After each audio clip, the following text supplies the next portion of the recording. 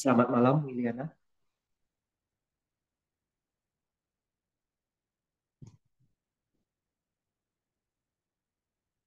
Halo, apakah suara saya terdengar?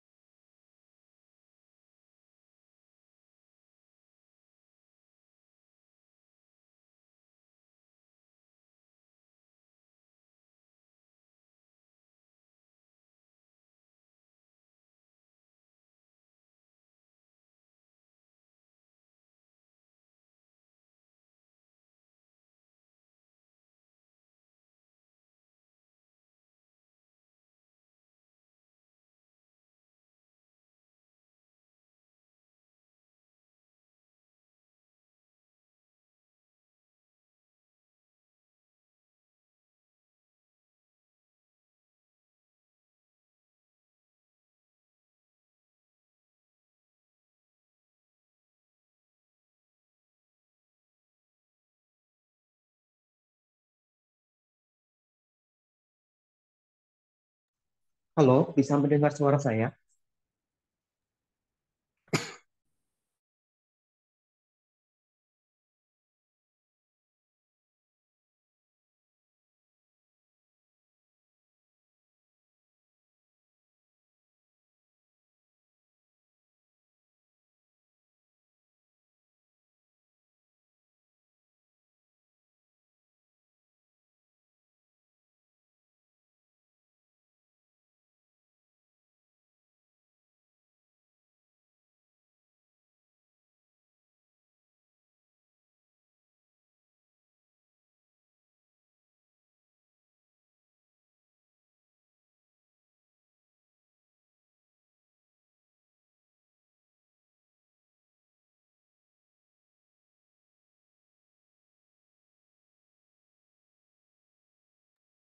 Halo, apakah suara saya terdengar?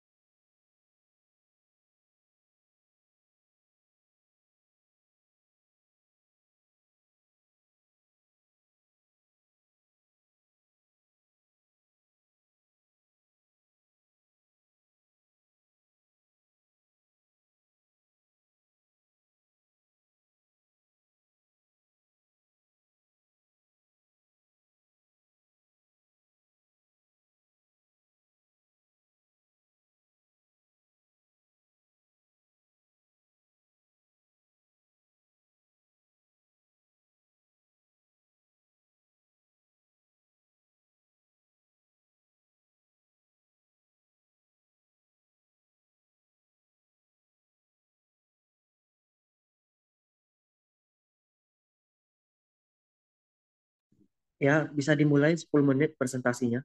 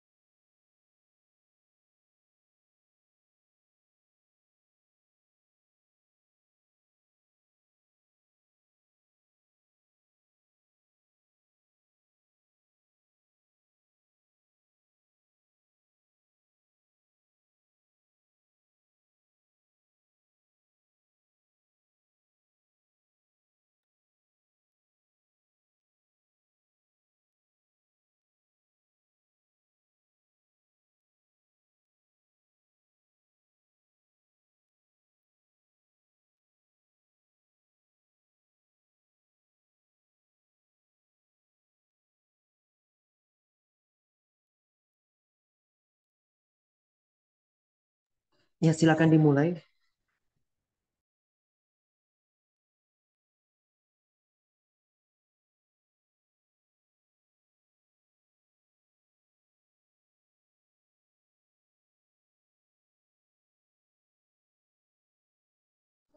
Suaranya belum ada.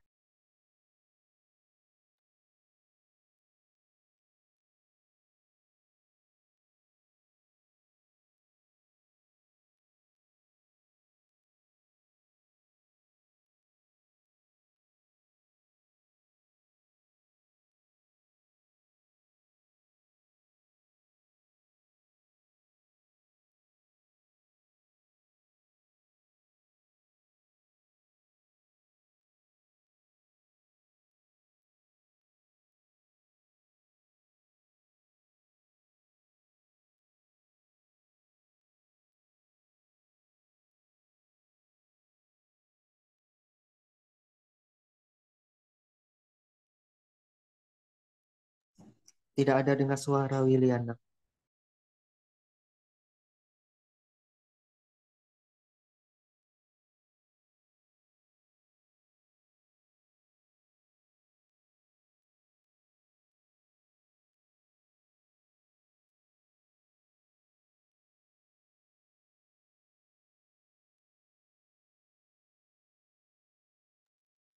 Tidak ada dengar suara.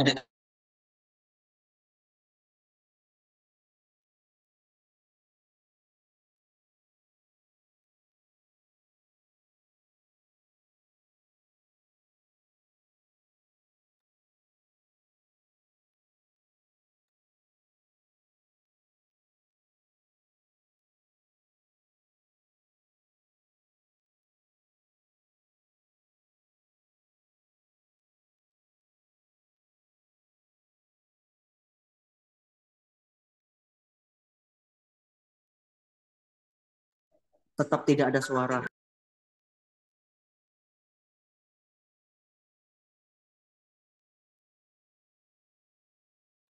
Kamu online satu lagi pakai handphone.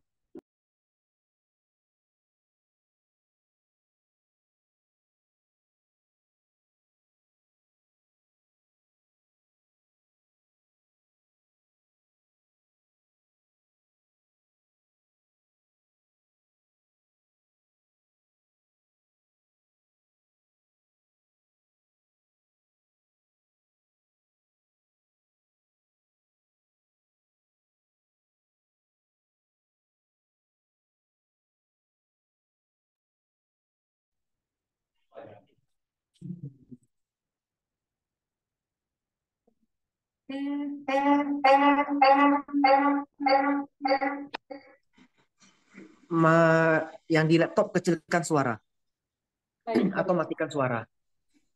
Jadi biar nggak bergema. Oke, sekarang udah meninggal, Pak.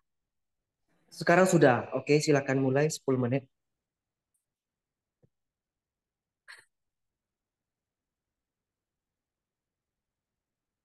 Ya, kita ulang dari awal dulu.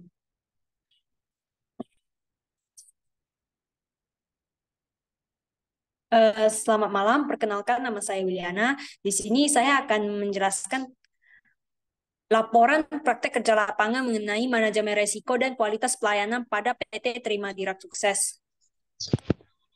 Di sini selama saya menjalankan PKS saya dibimbing oleh Pak Nicholas Renaldo.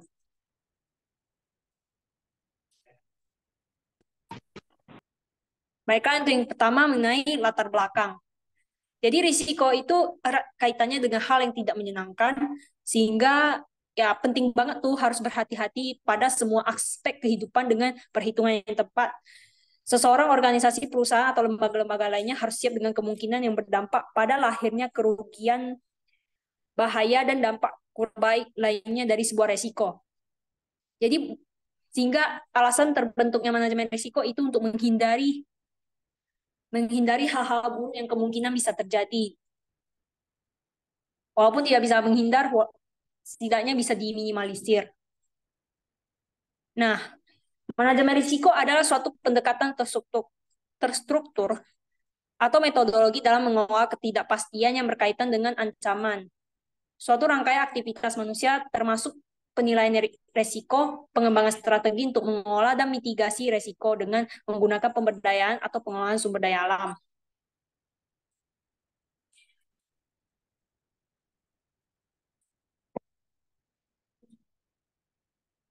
Pada umumnya, perusahaan pasti akan menerapkan manajemen resiko. Jadi resiko adalah hal yang tidak mungkin tidak terjadi sama sekali oleh setiap perusahaan. Resiko yang terjadi wajib dianalisis dan dicari solusinya untuk minimalisir resiko di masa yang akan datang dengan kejadian yang sama. Untuk resiko yang tidak bisa dihindari, organisasi perlu melakukan pengendalian resiko. Dengan menggunakan dua dimensi probabilitas dan severity, pengendalian resiko bertujuan untuk mengurangi probabilitas munculnya kejadian, mengurangi keseriusan, atau keduanya. Jadi, the point, PT Trimadira Sukses itu adalah perusahaan yang bergerak di bidang perbengkelan mobil. Selain itu, perusahaan ini juga bergerak di bidang body repair, di mana keberadaannya sudah membuat respon yang baik dari konsumen. Dapat dibuktikan dengan adanya kerjasama yang sudah terjalin dengan berbagai perusahaan ternama di Kota Pekanbaru. Nah, bagaimana dengan manajemen resiko yang ada di perusahaan tersebut? Nah, untuk manajemen resiko dan kualitas pelayanan pada perusahaan PT Trimadira Sukses itu masih mengalami kelalaian. Ini terlihat dari terlambat datangnya spare part mobil yang sudah dipesan, tapi datangnya tidak sesuai dengan waktunya. Kode spare part mobil tidak sesuai setelah spare part mobilnya sampai, dan perbaikan mobil tidak sesuai dengan estimasi pengerjaannya. Nah, kalau ini terjadi terus-menerus ya, maka jangan heran konsumen kemungkinan besar akan mencari perusahaan lain yang bergerak di bidang jasa yang sama, namun dengan prosedur pengerjaan yang lebih cepat dan tepat. Nah, selain itu, akan berpengaruh terhadap penilaian konsumen pada kualitas pelayanan. Bahkan beresiko terhadap minat pelanggan yang akan menurun ke depannya akibat kualitas pelayanan dan manajemen resiko yang tidak tepat. Nah, demi untuk menjaga kepercayaan konsumen dengan baik, itu khususnya dalam ketepatan waktu dan pengerjaan perbaikan mobil sesuai dengan estimasi perbaikan. Meminimalisir resiko pemesanan spare part dengan kode yang harus sesuai dengan dan waktu pengiriman spare part yang tepat. Maka laporan praktek ini diberi judul Kualitas Pelayanan dan Manajemen Resiko pada PT Trimadira Sukses.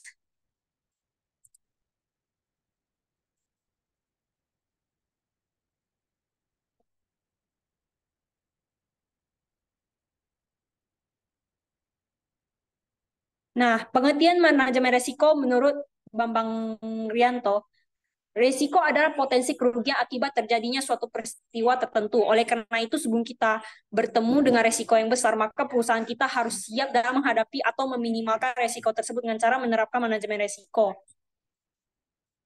Nah, menurut arsitektur pedoman manajemen resiko ISO 31000/2018, proses manajemen resiko adalah sebagai berikut. Jadi yang pertama, identifikasi risiko untuk memunculkan atau mendeteksi kejadian risiko sedini mungkin. Nah, jadi sehingga dapat mengurangi dan menghilangkan kejutan yang terjadi ke depannya. Yang kedua, analisis risiko itu tujuannya adalah untuk memahami sifat risiko dan karakteristik serta tingkat risikonya. Yang ketiga, evaluasi risiko dan tujuan apa maksudnya untuk mendukung keputusan yang telah diambil setelah dilakukan analisis risiko. Jadi evaluasi risiko dapat menyebabkan keputusan untuk yang pertama tidak melakukan apa-apa, pertimbangan opsi perlakuan risiko, lakukan analisis lebih lanjut untuk lebih memahami risiko, memelihara kontrol yang ada, dan mempertimbangkan kembali ke tujuan.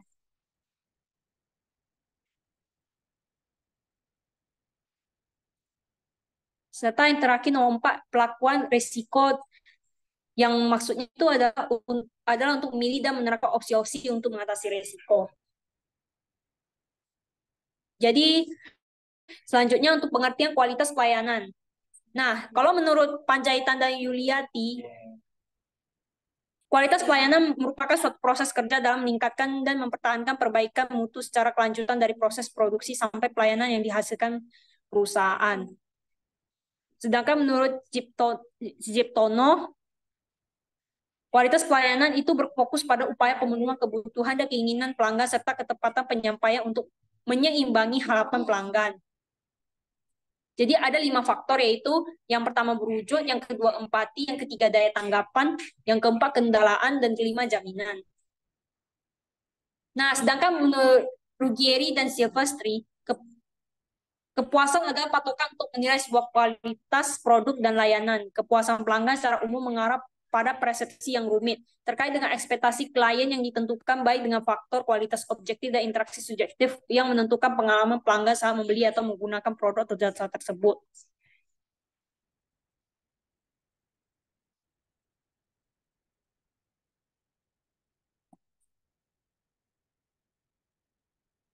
Nah, jadi untuk pelaksanaan PKL ini saya melaksanakannya di PT Terima Dira Sukses.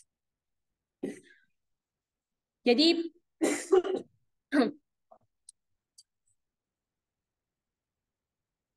jadi lokasi PT tersebut itu berada di Jalan SM Mami nomor 77 Pekanbaru. Waktu pelaksanaannya dari September 2023 sampai November 2023. Nah, jadi metode yang saya gunakan selama ini yaitu metode pengamatan dan metode wawancara.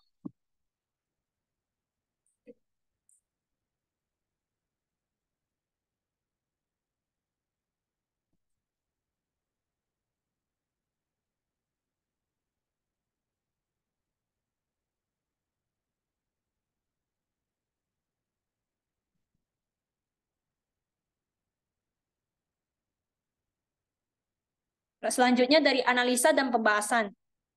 Nah, jadi menurut analisa saya, dari selama saya berada di PT magang di PT tersebut, masih ada masalah pada manajemen resiko dan kualitas pelayanan. Nah, keterlambatan pengiriman spare part dan waktu perbaikan mobil yang tidak sesuai dengan estimasi pekerjaan masih tetap ada. Hal ini dapat memicu terhambatnya proses perbaikan mobil sesuai dengan estimasi. Pelanggan yang membawa mobilnya untuk diperbaiki di perusahaan ini dan menunggu masa perbaikan selesai sesuai dengan estimasi pengerjaannya. Walaupun begitu, estimasi pengerjaan kemungkinan bisa meleset dari ketentuan yang ditetapkan. Nah, kalau itu bisa terjadi, maka service advisor harus melakukan komunikasi dengan pelanggan untuk ngasih masa keterlambatan tersebut melalui negosiasi. Nah, jadi penyebab terjadinya penyelesaian perbaikan mobil tidak sesuai dengan estimasi perbaikan biasanya disebabkan oleh terlambatnya pengiriman pesanan spare part yang tidak sesuai dengan waktunya atau salah pesan spare part dengan kode yang tidak sesuai setelah barangnya sampai. Nah, hal ini dapat memakan waktu lebih lama proses perbaikannya sehingga bisa lewat dari waktu estimasi yang telah ditentukan. Karena selain waktu pemesanan spare part juga dibutuhkan waktu prosedur pengerjaan. Masalah pada pemesanan spare part dan waktu perbaikan yang tidak sesuai dengan estimasi yang telah ditentukan sangat berpengaruh pada kualitas pelayanan. Dengan manajemen resiko yang tidak tepat ini dapat menyebabkan pelanggan komplain dan menilai kualitas pelayanan buruk. Yang sering terjadinya permasalahan tersebut adalah miskomunikasi antara service advisor dan admin spare part. Sebelum mobil masuk diterima, service advisor akan menanyakan bagian spare part bagian spare part tertentu pada admin spare part untuk memastikan ketersediaan barang yang diperlukan. Barulah bisa ditentukan estimasinya dan bisa diterima oleh pelanggan. Nah, jika ada bagian spare part tertentu yang tidak tersedia, maka service advisor wajib memberitahu admin spare part untuk memesan spare part dari pihak penjual tertentu. Nah, ini tergantung jenis mobil apa yang akan diperbaiki. Setelah memberikan dokumen berupa fotokopi STNK, di bagian ini sering terjadi miskomunikasi, yaitu service advisor yang tidak sering memfollow up kepada admin spare part untuk kepastian barang yang dipesan, sehingga terjadinya keterlambatan pengiriman spare part yang telah dipesan, yang menyebabkan barang itu makin datangnya tidak tepat waktu. Jadi dari hasil wawancara saya dari narasumber berdasarkan pengamatan yang dilakukan di PT Terima Dira Sukses, manajemen resiko dan kualitas pelayanannya belum maksimal. Ini masih terjadi keterlambatan perbaikan mobil yang tidak sesuai dengan estimasi yang telah ditentukan, masih terjadinya miskomunikasi terhadap admin gudang, sehingga menyebabkan kualitas pelayanan jadi tidak maksimal. Padahal komunikasi itu tujuannya untuk minimalisirkan resiko yang terjadi, supaya hal yang tidak diinginkan bisa bisa diminimalisir agar proses perbaikan mobil dapat berjalan lancar dan selesai dengan tepat waktu. Selain itu, peran service advisor juga penting untuk berkomunikasi dengan pelanggan yang bersangkutan bila ada waktu estimasi perbaikannya meleset. Komunikasi merupakan cara untuk beritahukan hal yang perlu diketahui orang lain agar dapat mempertimbangkan dengan tindakan apa yang dilakukan ke depannya. Benar atau salah tindakan ditentukan dengan komunikasi yang disampaikan. Nah, rekomendasi yang di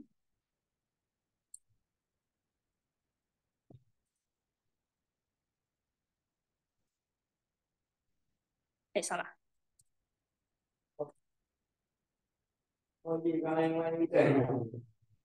Nah, jadi untuk rekomendasi yang diperlukan oleh PT Trimadira Sukses Pekanbaru untuk mengatasi masalah tersebut yaitu menerapkan komunikasi seperti follow up untuk minimalisir resiko mengenai pesanan spare part seperti kode, bagian spare part, dan waktu pengirimannya. Nah, selain itu juga pentingnya menerapkan komunikasi pada pelanggan mengenai masalah estimasi perbaikan yang sudah diperkirakan sebelumnya tidak sesuai. Jadi bagusnya perlu dilakukan sebelum perbaikannya mendekati tanggal estimasi agar pelanggan yang akan mengetahui hal tersebut tidak akan datang ke lokasi dengan kecewa setelah diberitahu dan sudah dinegosiasi. Penerapan ini akan membuat kualitas pelayanan di perusahaan ini dapat dipercaya oleh pelanggan.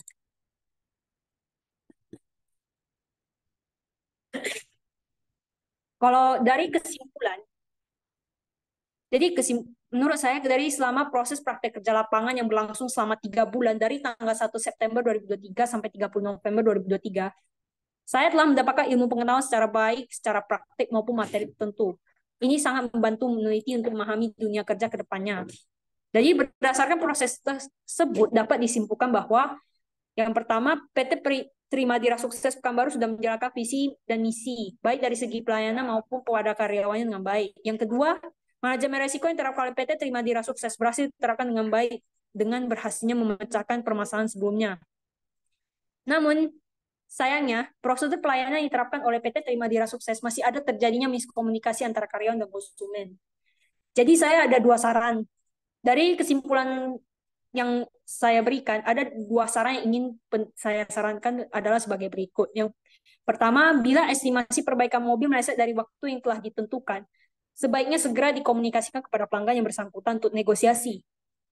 Dan satu lagi, sebaiknya karyawan bagian service advisor perlu ditambahkan satu orang lagi, karena kebetulan selama saya magang di sana, service advisornya cuma satu.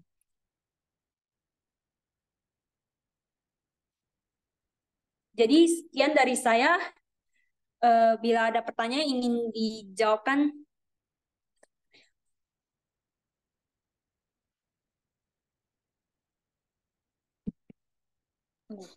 Ya, presentasinya 13 menit lebih ya. tiga Kelamaan belas itu. menit lebih. Hmm, Bagian jadi teori dari potong, bagian pembahasan diringkas lagi, kemudian diringkas hal-hal yang lagi. tidak perlu dijelaskan di kesimpulan kesaran tuh nggak usah disebutkan. Kamu seperti tadi saat kesimpulan bilang kamu PKL tanggal 1 sampai tanggal berapa itu nggak usah disebutin. Oh, langsung dari ininya aja ya, Pak. Yang satu, dua, tiganya aja ya, Pak. Ya, Langsung dipotong aja berarti. Jadi simpulannya langsung to the point, saran to the point. Ada lagi yang perlu ditambahkan, Pak? Mungkin biar bisa disingkatkan lagi. ya cukup itu aja. Cukup itu aja.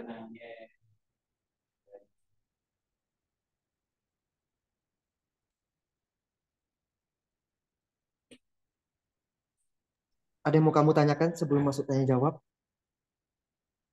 Terus kayaknya nggak ada, Pak. Mungkin bisa coba tes dulu tanya jawabnya, Pak. Apa yang jadi masalah utama dalam laporan PKL kamu? Dan masalah utama itu manajemen resiko yang tak sesuai sama kualitas pelayanannya jadi kurang maksimal. Risiko terbesar apa yang paling kamu alami di situ? Selama saya kerja di situ, yang paling besar itu pengerjaan mobilnya itu tidak sesuai dengan estimasi, Kak. Dasar pengambilan estimasinya pakai apa? Dia dari tergantung mobilnya, Pak. Misalnya bagian bumpernya saja yang yang rusak. Jadi perkiraan bisa sampai semingguan baru bisa selesai. Itu pun tergantung apakah bumper penggantinya ada tersedia nggak di gudang tersebut. Jadi kalau udah estimasi seminggu, ngomong ke konsumennya tetap seminggu juga atau dilebihin harinya? Kalau misalnya bagian bumper penggantinya pengganti barunya itu ada di gudang, biasanya dikasih tahu mungkin perkiraan 3 hari selesai. Tapi bila penggantinya nggak ada, itu kemungkinan dibilang seminggu karena harus nunggu barangnya dikirim dari penjualnya. Kalau begitu kan perusahaan tinggal bilang, kalau pas barang nggak ada, tinggal bilang seminggu aja estimasi. Jadi nggak perlu ada salah-salah estimasi kan? Iya.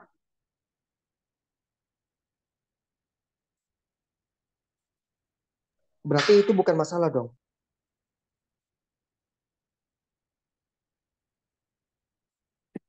Dia ya berarti bukan masalah. Tapi kalau menurut saya ada satu masalah sih. Pernah terjadi, misalnya mobilnya itu hancurnya lumayan lumayan ada beberapa rusak nih. Jadi perbaikannya perkiraan 1 bulan. Jadi dalam waktu 1 bulan tuh rupanya meleset dan lebih parahnya tidak ada komunikasi. Itu yang menyebabkan customer kecewa di situ setelah datang. Ya oke, nggak apa-apa. Kalau begitu, apa yang dilakukan perusahaan kalau sudah ketemu permasalahan customer yang kecewa?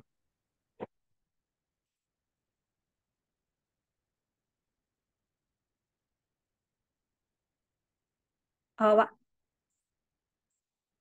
Ya boleh cara ulangi untuk sekali. ngatasin, Cara saat ujian nggak boleh minta mengatasinya, ulang ya. Saat ujian nggak boleh minta ulang kayak gitu. Cukup sekali ya, dengar langsung benar ya. Jadi ya. gimana cara perusahaan ngatasi masalah tersebut kalau si customer yang tidak puas? Nah, jadi kalau menurut saya sih dari pengalaman saya lihat itu biasanya SA negosiasi deh. Negosiasi mungkin, oh maaf Pak, mungkin perkiraan minggu depan baru bisa selesainya gitu. Menjawab jangan pakai kata mungkin. Kamu sering kali pakai kata mungkin tadi.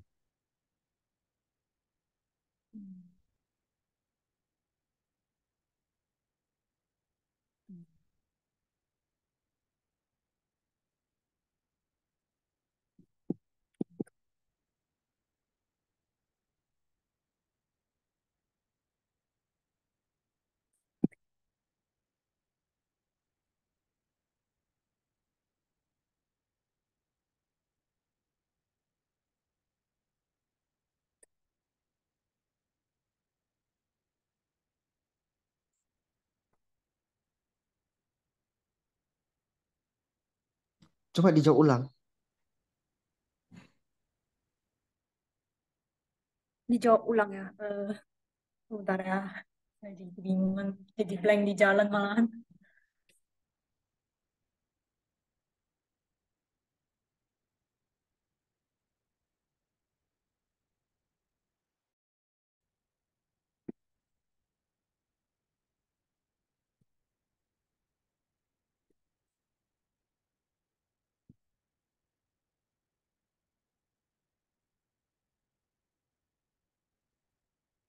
Pak, itu maksudnya yang udah telanjur terjadi kan, Pak? Ya, pokoknya yang terjadi seperti itu, apa yang mau dilakukan oleh perusahaan? Yang udah telanjur terjadi, apa yang perusahaan?